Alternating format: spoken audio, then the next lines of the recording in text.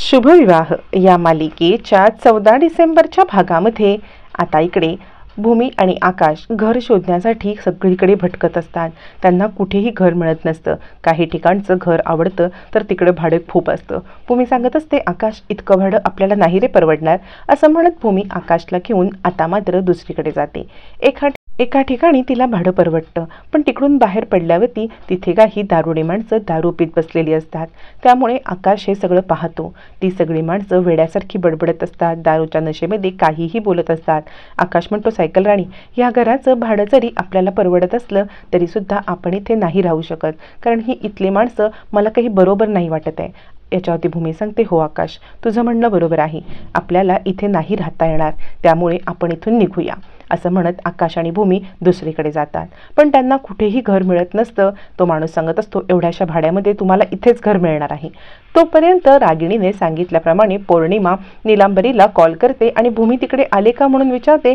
निलांबरी म्हणते, काय करायचंय ग तुला त्या भूमीशी? तिच्याशी काय देणं घेणं आहे तुला? अगं जाऊ दे ना, गेली तर बरं झालं, दोघं जण निघून गेली ते. यावरती पौर्णिमा म्हणते, तुला जेवढं सांगितलं ना तेवढंच तू उत्तर दे. तू नको ते बोलत बसू नकोस. मला माहिती पाहिजे ना, तर तू तेवढीच माहिती दे. याच्या निलांबरी म्हणते, तुला तर सवयच आहे. तुला सवय आहे उगाचच अंगावरती ओढवून घ्यायची. अगं तो आकाश एकदाचा घरातनं गेलाय, बॅट टळले, तर तुझं काय आहे ग? यावरती पौर्णिमा म्हणते, आई तू गप्प बस, बोलले ना. भूमी आले का सांग. निलांबरी म्हणते, नाही, भूमी इकडे आली नाही. आता मात्र रागिणी विचार करते, ही भूमी मला कितीही चकमा देण्याचा प्रयत्न करत असली तरी ही भूमी कुठे गेले हे मला शोधून काढायलाच पाहिजे.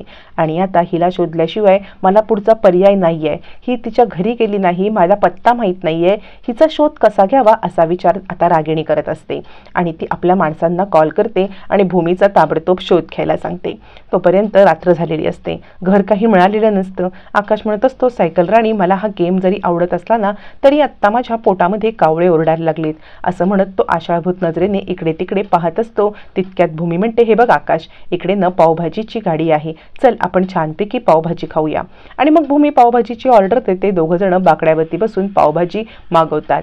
पावभाजी येईपर्यंत दोघं गप्पा मारत बसलेले असतात. आकाश सांगत असतो, सायकल राणी, मला हा लेवल ना गेमची खूप आवडत आहे. म्हणजे मला हा गेमच खूप आवडत आहे. किती भारी वाटते म्हणून सांगू तुला. एक एक लेवल पार करताना मला खूप भारी वाटतंय. भूमी विचार करते, आकाश, जे गेम तुला भारी वाटतोय ना त्या गेममध्ये तुला त्रास होतोय हे पण मला दिसते, पण तू मला सांगत नाहीयेस. असं म्हणत दोघं जण गप्पा टप्पा करत निवांत खात असतात. आणि ज्या अक्काची ही गाडी असते ती अक्का तिकडे येते. अक्का दोघांकडे रागारागात पाहायला लागते. त्यावरती आकाश म्हणतो, सायकल राणी, या आपल्याकडे अशा का बरं पाहतायत? यावरती भूमी म्हणते, आम्ही पावभाजी खायला इथे बसलोय. अक्का म्हणते, आमचे बाकीचे गिराईक पण आहेत ना, किती वेळ इथे गुलुगुलू गप्पा मारत पावभाजी खात बसणार आहात?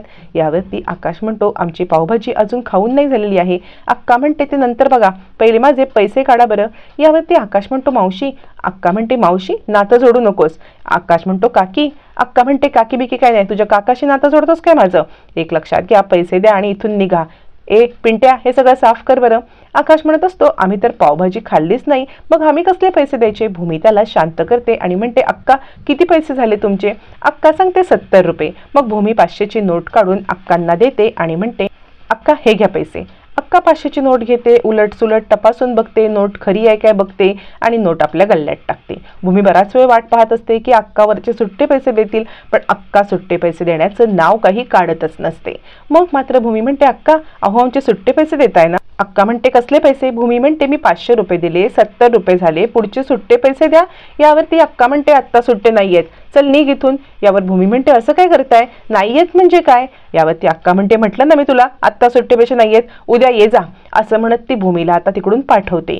मात्र भूमी काही जायला तयार नसते. आकाश सांगत असतो, सायकल राणी, चल ना, आपण इथून निघून जाऊया. भूमी म्हणते, थांब आकाश, आपल्या हक्काचे पैसे आपण का बरं सोडायचे? आपल्या हक्काचे पैसे आपण सोडायचे नाही. आपण आता पैसे घेतल्याशिवाय जायचं नाही, थांबूया आपण थोडा वेळ.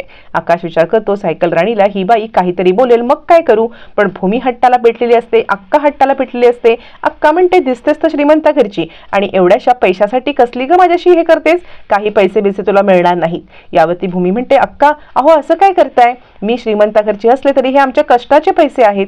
तोपर्यंत इकडे आता मानसी लॉन मध्ये बसलेली असते. मानसीला भूमीची आठवण येत असते आणि मानसी विचार करते, ताई, तू का बरं मला सोडून गेलीस? आणि निघताना जे जे मानसी सांगितलं होतं भूमीने ते मानसीला आठवत असतं आणि तिला याच्यामध्ये खूप मोठा संकेत मिळत असतो. भूमिताई असंच कधी काही बोलत नाही हे मानसीला माहिती असतं. त्यामुळे भूमीला नक्की काय सांगायचं होतं, भूमिताई आपल्याला काय सांगण्याचा प्रयत्न करत होती हे मानसीला समजत नसतं आणि तेच समजून घेण्याचा ती 100 वेळा प्रयत्न करत असते. आणि तोपर्यंत तिकडून आता इकडे लगेचच अथर्व येतो. आता मानसीला राजा काकांना सांगितलेलं पण भूमीने वाक्य आठवतं की माझ्या दोन्ही बहिणींची काळजी घ्या. आता मात्र मानसी विचार करते नक्की ताईला काय सांगायचं होतं. तोपर्यंत तिकडे आता अथर्व येतो आणि म्हणतो काय झालं मनू. मनू म्हणते ताई निघून गेली ना मला खूप वाईट वाटते. अथर्व म्हणतो अगं असं काय करतेस, ताई लवकरात लवकर येईल. मानसी म्हणते नाही मला न ताईच्या बोलण्यामध्ये काहीतरी वेगळंच इंटेन्शन वाटत होतं. अथर्व म्हटलं कसलं इंटेन्शन तुला वाटत होतं. यावर ती मानसी सांगते हे बघ ताई जे बोलली ना ते नॉर्मल नव्हतं. ताई मला वेगळे संकेत देत होती. ताई मला काही काही सांगायचा प्रयत्न करत होती. मला ताईची आठवण येत आहे कारण आई गेल्यानंतर ताईच माझ्या मागे पाठीशी सावली बनून उभी राहिली, माझी आई बनून उभी राहिली. पण या सगळ्यामध्ये ताई कधी माझ्यापासून लांब जाईल असा मी विचारच केला नव्हता. पण आज ताई माझ्यापासून लांब गेले आणि मी हतबल झाले. आणि जाताना जे सांगितलं ना त्याचा अर्थ तुला कळत नाहीये अथर्व.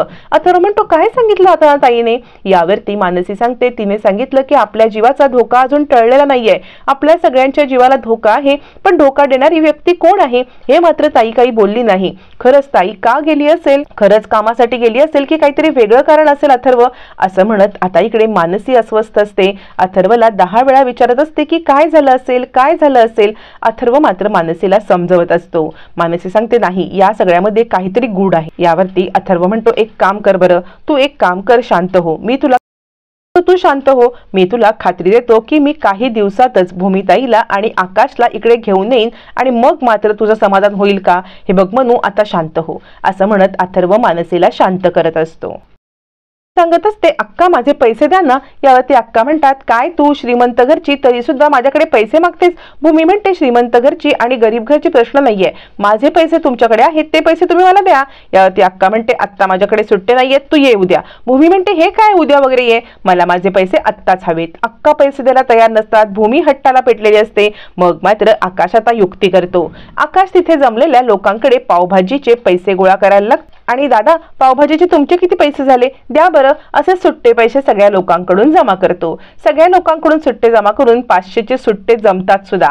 आकाशने भन्नाट युक्ती केलेली असते. म्हणजे आता अक्का आणि भूमी या दोघीही हट्टाला पेटल्यामुळे दोघींना सुद्धा समजवण्यासाठी आकाशने खूप मोठी युक्ती करत आता पैसे जमवले असतात. अक्का म्हणतात ही माझी गाडी आहे, इथे फक्त माझा नियम चालतो, चल हट इथून चालती हो, इथं पैसे तुला काय मिळणार नाहीत, हे बघ उद्या ये जा. पण भूमी कुठली ऐकायला. भूमी आगावगिरीत उत्तर देत असताना आकाश म्हणतो अक्का हे घ्या, हे बघा मी सुट्टे पैसे जमवले. आता मात्र अक्का अवाकच होतात. हा पोरगा दिसतोय तर वेड्यासारखा पण वागतोय तर शहाण्यासारखा. मग मात्र अक्का पैसे घेतात, त्यातले 70 रुपये ठेवून बाकीचे पैसे भूमीला परत देतात. आकाशची युक्ती कामी आलेली असते. अक्का पण नमलेली असते. भूमीचा पण राग शांत झालेला असतो. पैसे सुद्धा परत मिळालेले असतात. पण अक्काच्या मनामध्ये भूमीविषयी खूप राग निर्माण होतो. भूमी ही एक आगाऊ मुलगी आहे, हिचं करायचं तरी काय असं आता इकडे अक्का विचार करत असतात. भूमी म्हणते हे बघा ज्याचे पैसे आहेत ते त्याला मिळालंच पाहिजेत ना. याच्यावरती अक्का विचार करतात एवढीशी ही टिजभर पोरगी मला अक्कल शिकवते, गळ्यात तर मंगळसूत्र आहे पण हा मुलगा हिचा नवरा तर वाटत नाहीये. नक्की यांच्यामध्ये नातं तरी काय आहे आणि यांचं चाललंय तरी काय आणि इतक्या रात्रीचे चाललेत कुठं. अक्काच्या मनामध्ये 1 ना 100 प्रश्न येत असतात आणि ती याच्यावरती विचारच करत असते. तोपर्यंत भूमी आणि आकाश घर शोधण्यासाठी जातात पण त्यांना घर काही कुठे सापडत नसतं. आकाश बिचारा भूमीसोबत फिरत असतो आणि भूमी विचार करत असते आकाशला मी असं वेड्यासारखं फिरवते आहे, काय करू बरं, पण माझ्याकडे कोणता पर्याय पण नाहीये. ठिकठिकाणी घर शोधण्यासाठी दोघं जातात पण प्रत्येक घरातून त्याला नकार मिळत असतो. काही ठिकाणी भाडं जास्त, काही ठिकाणी सिक्युरिटी नसते. आकाश म्हणत असतो सायकल राणी आता आपण राहायचं तरी कुठे. यावरती भूमी म्हणते आकाश शोधूया आपण घर राहण्यासाठी, कारण आजच्या रात्रीमध्ये घर शोधणं हे महत्वाचं असतं आणि या खेळामध्ये आकाशला त्रास होतोय याचा भूमीला जास्त त्रास होत असतो. मग मात्र भूमी मोठा निश्चय करते आणि अखेर एका घरासमोर येऊन थबकते आणि ते घर असतं अक्कांचं. अक्कांच्या घरासमोर भूमी दार वाजवते आणि सांगते आज रात्री आम्हाला राहण्यासाठी जागा हवी आहे. अक्का म्हणतात, तुझ्यासारख्या आगाव मुलीला माझ्याकडे कोणतीही जागा मिळणार नाही. एक गोष्ट लक्षात ठेव, तू इतकी आगाव आहेस ना की तुझ्यासारख्या आगाव मुली आवडतच नाहीत. तर यावरती भूमी म्हणते, आत्ता रात्रीचं आम्ही कुठे जाऊ? अक्का सांगतात, जा, कुठे जायचं तिथे जा, पण माझ्याकडे तुला जागा मिळणार नाही एवढं मात्र नक्की. असं म्हणत अक्का भूमीची हकलपट्टी करतात. भूमी त्यांना समजवत असते. अक्का ऐकायला तयारच नसतात. आता परत एकदा अक्का भूमी आणि आकाशला धमकी देतात, पण अक्कांचंच मन आता भूमी आणि आकाशविषयी पाघळून त्यांना घरात घेणार असतं आणि अक्कांच्या इथे भूमी आणि आकाश राहायला लागणार असतात. इथून भूमीच्या आयुष्यामध्ये एक पॉझिटिव्ह नोड येणार असतो.